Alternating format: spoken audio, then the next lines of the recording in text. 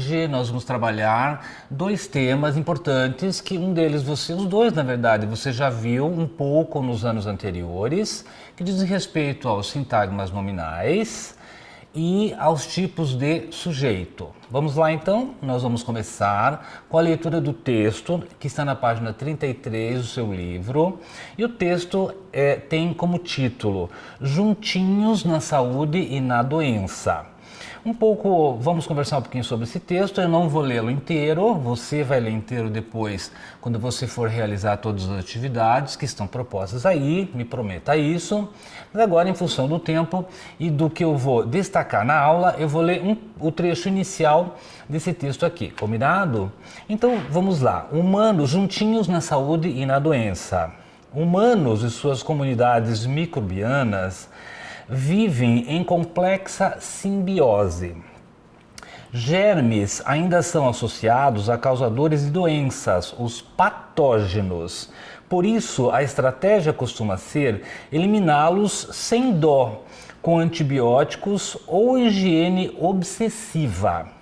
Mas isso está mudando. Muitos médicos hoje são treinados em ecologia para entender o ecossistema do intestino, afirma Jack Gilbert.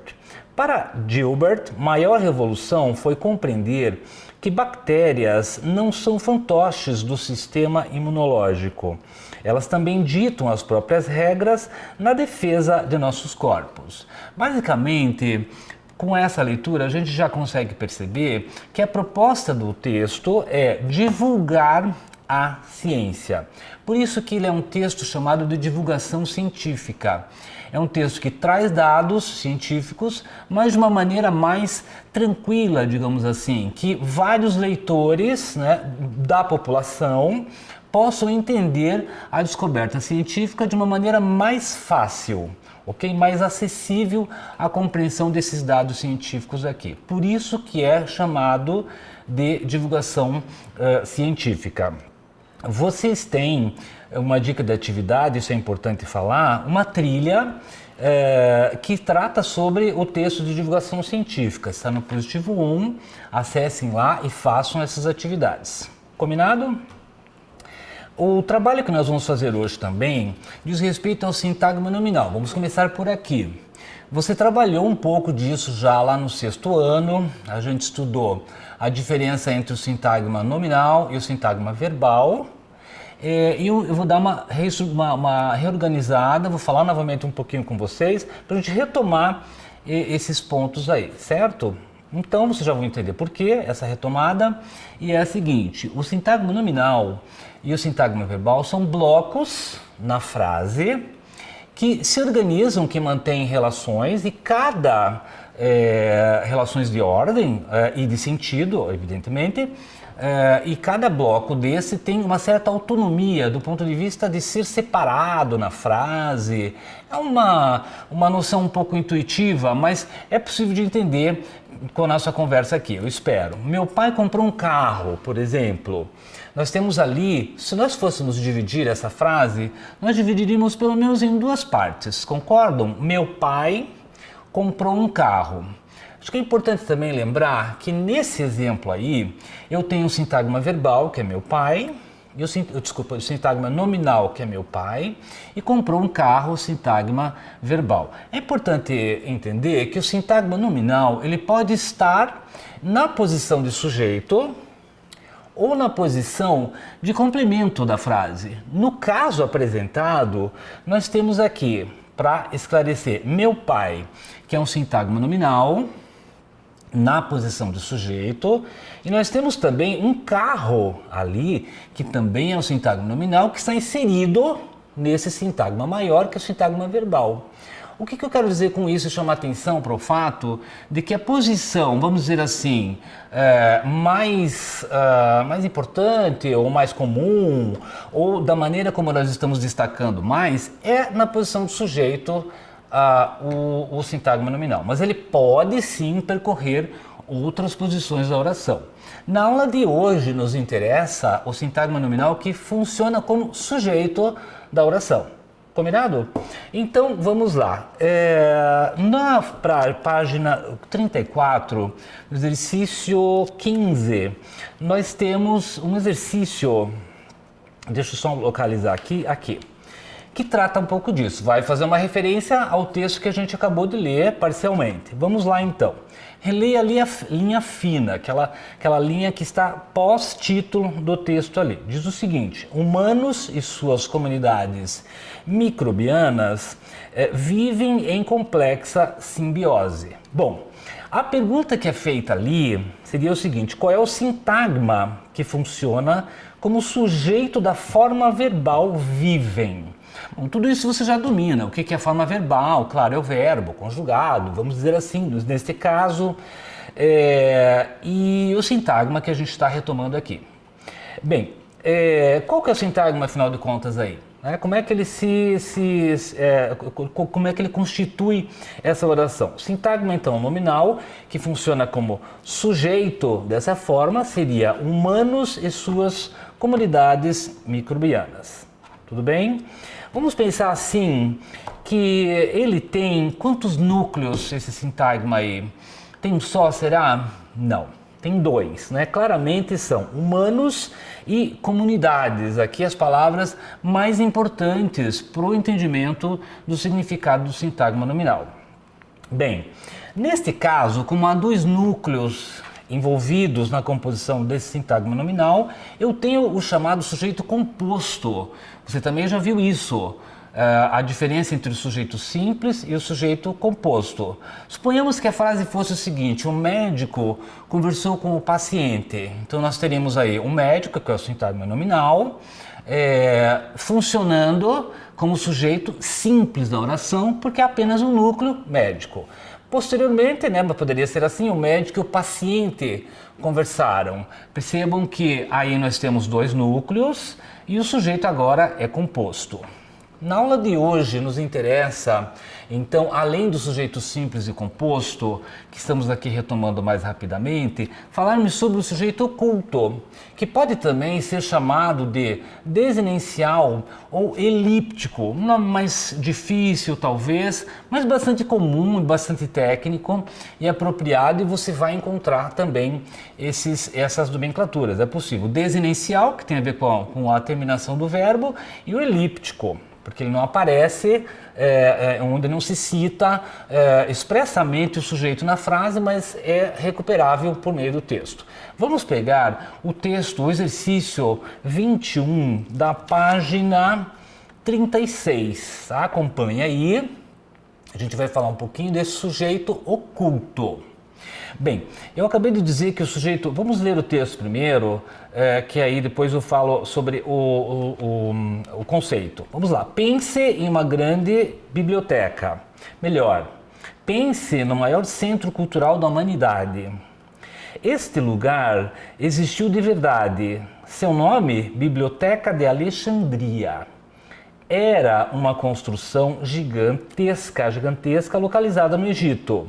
Seu acervo continha o maior número de registros de conhecimento de uma das civilizações mais importantes do mundo, a grega.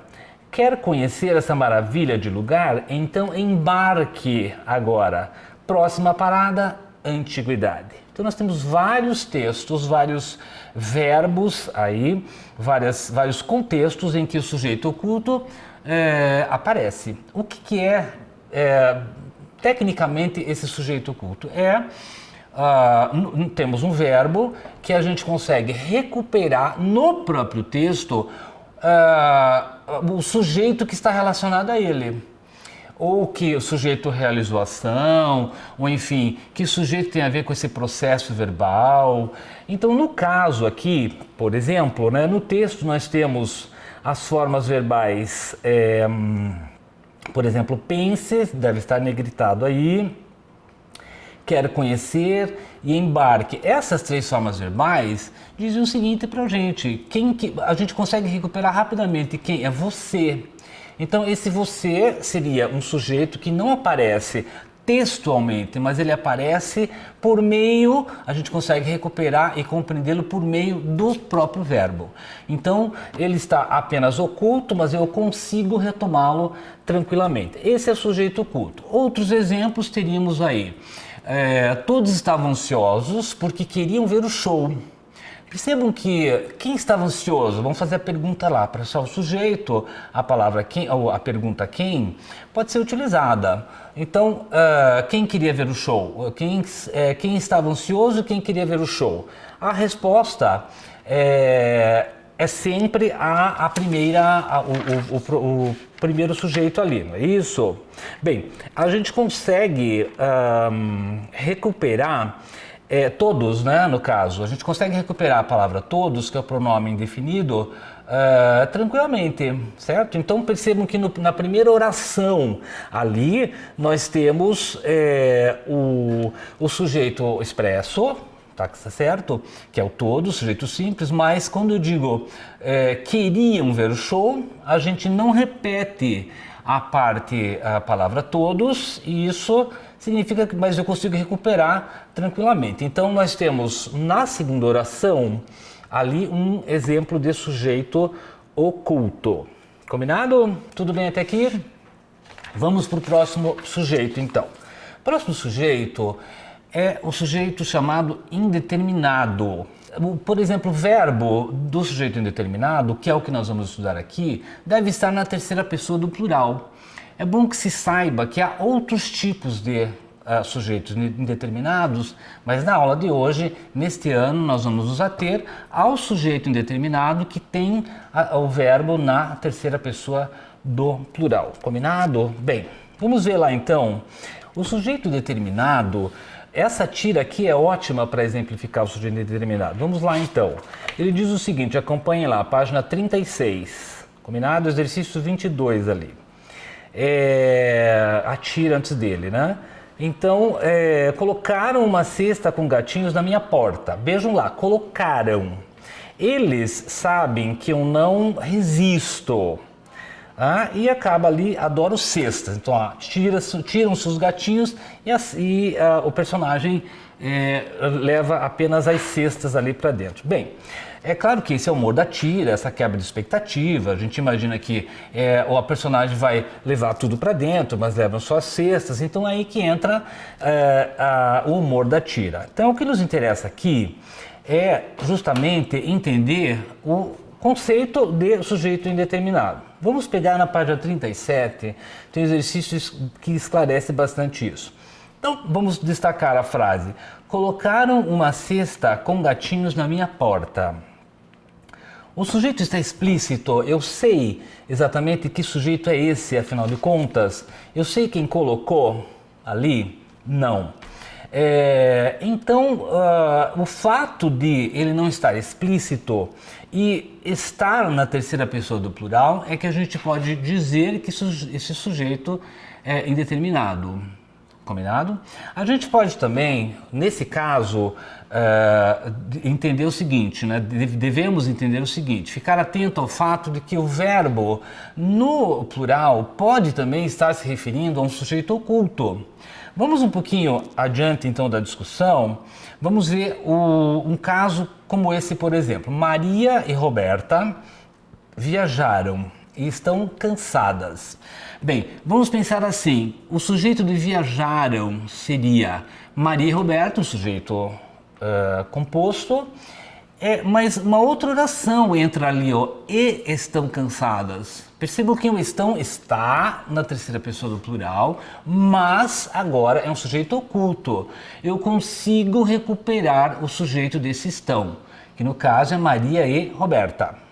Agora, se eu digo assim, roubaram o carro de meu tio, eu tenho um sujeito indeterminado, eu não sei quem roubou.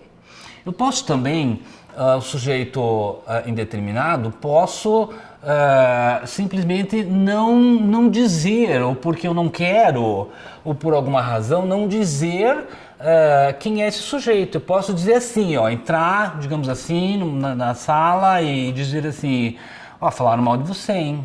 E não contar para a pessoa, certo? Quem? Eu quero omitir este sujeito, também é sujeito indeterminado.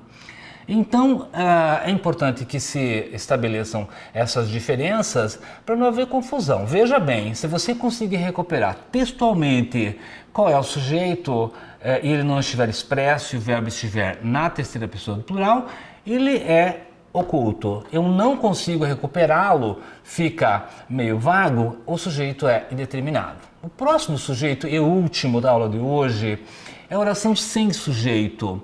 Vocês podem também encontrar a nomenclatura do sujeito inexistente, é possível também aí, certo? Nesse caso, o verbo dessas orações que não tem sujeito são os chamados verbos impessoais, né? De uma maneira bem simples e geral, nesse caso do sujeito inexistente ou oração sem sujeito, não há pessoa que realiza ação ou que esteja relacionada ao processo verbal, e há alguns casos que nós vamos ver hoje que identificam bem o sujeito inexistente. Primeiro, são dos verbos que indicam fenômenos da natureza. Nevar, chover, fazer calor, fazer frio, etc. Então ninguém neva, ninguém chove, simplesmente choveu muito ontem, por exemplo. Então eu não consigo recuperar, não há nenhum sujeito envolvido nesse processo, nesse acontecimento da chuva. Então este caso, envolvendo verbos que exprimem fenômenos da natureza, são constituídos são orações sem sujeito ou tem um sujeito inexistente, esses verbos aí. Outro caso também que é bem importante e ele interfere na concordância é o caso dos verbos haver e fazer, quando indicam tempo passado ou tempo decorrido. Às vezes algumas pessoas utilizam essa nomenclatura. Então, por exemplo, houve um tempo em que sol, lua e água eram amigos. Então, houve um tempo, tem a ver com a passagem mesmo, né, como referência ao tempo que se passou. Então o verbo haver ali é impessoal, tem sujeito, não tem sujeito, né? O sujeito é inexistente. Houve um tempo que sol, lua e água eram grandes amigos, viviam sempre juntos como verdadeiros companheiros. Bom,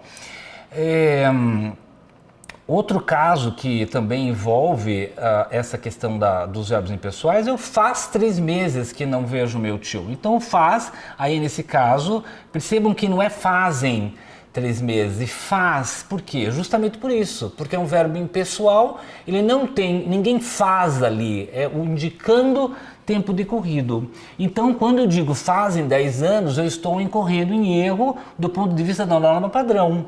Então, prestar atenção. Outro que é importante esclarecer, né, é a questão da concordância, é a história do verbo haver. Veja um outro exemplo lá. Haverá reuniões importantes na semana que vem.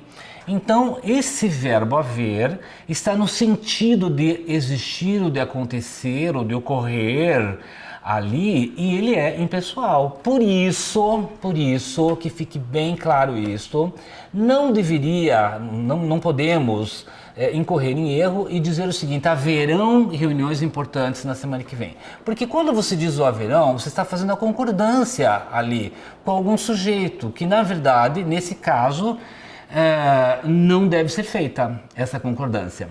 Outro exemplo, havia muitas árvores neste local. Percebam que se eu fizer a substituição desse havia pelo verbo existir, ficaria o seguinte: existiam muitas árvores nesse local. Percebam que o verbo haver, conseguiram perceber a concordância? Eu disse havia muitas árvores nesse local. Usei o verbo haver no singular, embora muitas árvores estejam no plural. Por quê? Porque muitas árvores nesse local é o objeto, o complemento verbal, digamos assim, do verbo haver. Já em existir, é o verbo haver no sentido de existir que não tem sujeito, mas quando eu uso o verbo existir, eu tenho que fazer a concordância. Eu posso dizer, devo dizer e devo escrever, existiam muitas árvores nesse local.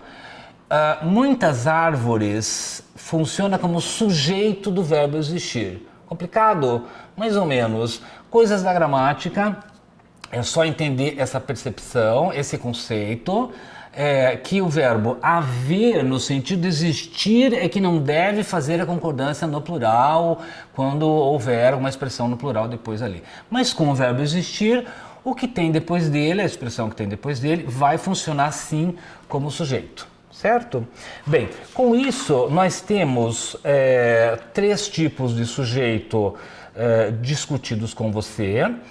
Nós temos também há uma trilha chamada Estrutura Básica da Oração no Positivo 1, que você pode e deve sim consultar. Também quero chamar a atenção para os exercícios que estão no livro, são ótimos, veja lá, faça com calma, há vários contextos, várias possibilidades de compreensão desse tema que eu acabei de dizer para vocês. Combinado?